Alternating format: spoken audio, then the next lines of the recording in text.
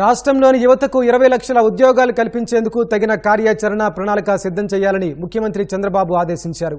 యువతలో నైపుణ్యాలు పెంచడంతో పాటు ఇంటి నుంచే పనిచేసేందుకు అవసరమైన మౌలిక సదుపాయాలను కల్పించాలన్నారు. యువజన సర్వీసులు, క్రీడల శాఖలపై సచివాలయంలో సీఎం సమీక్ష నిర్వహించారు. మౌలిక సదుపాయాల కల్పనతో క్రీడా రంగానికి మళ్లీ ప్రోత్సాహం కల్పించాలని సీఎం ఆదేశాలు జారీ చేశారు. గత ప్రభుత్వంలో నిలిచిపోయిన 35 క్రీడా వికాస కేంద్రాల పూర్తికి 23 కోట్ల రూపాయలు మంజూరు చేస్తూ నిర్ణయం తీసుకున్నారు. యువజన సర్వీసులు, క్రీడలు, నైపుణ్యాభివృద్ధి అంశాలపై సీఎం చంద్రబాబు సమీక్ష నిర్వహించారు. 5 ఏళ్లలో 20 లక్షల ఉద్యోగ ఉపాధి అవకాశాలు కల్పిస్తామన్న ఎన్నికల హామీని నెరవేర్చే విధంగా ప్రణాళికలతో పనిచేయాలని ఆయన ఆదేశించారు. నైపుణ్య శిక్షణ ద్వారా పరిశ్రమలకు అవసరమైన విధంగా మానవ వనరులు సమకూర్చాలన్నారు. నైపుణ్య పెంపు ద్వారా పెద్ద ఎత్తున అవకాశాలు పొందే అవకాశం ఉందని సీఎం అభిప్రాయపడ్డారు.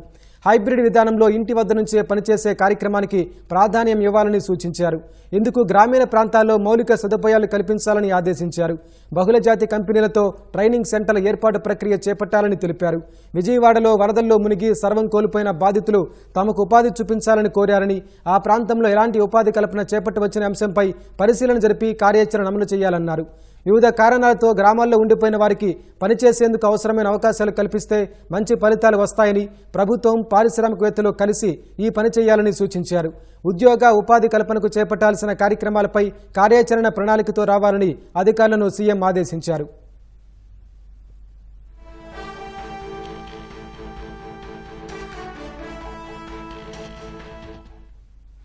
మౌలిక సదుపాయాల కల్పనతో క్రీడా రంగానికి తిరిగి ప్రోత్సాహం అందించాలని సీఎం ఆదేశించారు. గతంలో టీడీపీ హయాంలో కొంతమేర పూర్తయిన స్టేడియాలు, క్రీడా ప్రాంగణాలు, క్రీడా వికాస కేంద్రాల నిర్మాణాలు పూర్తి చేసి అందుబాటులోకి తేవాలని స్పష్టం చేశారు.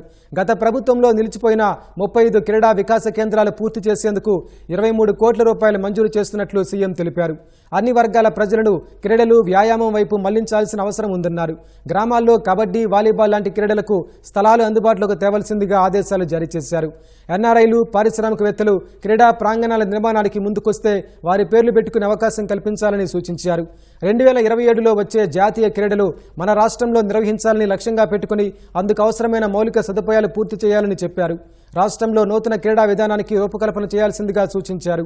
తిరుపతి, అమరావతి, విశాఖలను క్రీడా కేంద్రాలుగా మార్చాల్సిన అవసరం ఉందని సీఎం తెలిపారు. గత ప్రభుత్వం నిలిపేసిన ప్రాజెక్టు గాంధీవా, ప్రాజెక్టు పాంచజన్య, ప్రాజెక్టు విజయ, డే బోర్డర్స్, స్పోర్ట్స్ నర్సరీస్ లాంటి కార్యక్రమాల్ని పునరుద్ధరించాలని సూచించారు. అన్ని స్టేడియాల్లో సౌర విద్యుత్ ప్యానెల్ ఏర్పాటు చేయాలన్నారు.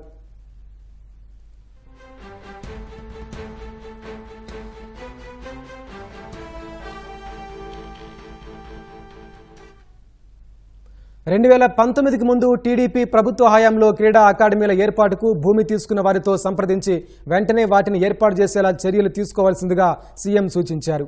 ఆసక్తి చూపని వారి నుంచి భూములు వెనక్కి తీసుకోవాలన్నారు. అమరావతిని క్రీడా నగరంగా తీర్చిదిద్దాల్సిన అవసరం ఉందని సీఎం స్పష్టం చేశారు.